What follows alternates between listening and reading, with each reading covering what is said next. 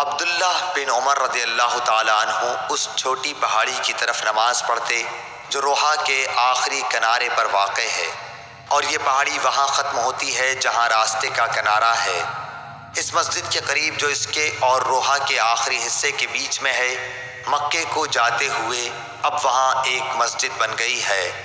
عبداللہ بن عمر رضی اللہ تعالیٰ عنہ اس مسجد میں نماز نہیں پڑھتے تھے، بلکہ اس کو اپنے بائیں طرف مقابل میں چھوڑ دیتے تھے اور آگے بڑھ کر خود پہاڑی ارقد طیبہ کی طرف نماز پڑھتے تھے۔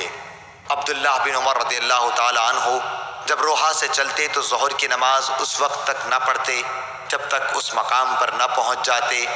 جب یہاں آ جاتے تو ظہر پڑھتے، اور اگر مکے سے آتے ہوئے صبح صادق سے تھوڑی دیر پہلے یا سحر کے آخر میں وہاں سے گزرتے تو صبح کی نماز تک وہیں آرام کرتے اور فجر کی نماز پڑھتے۔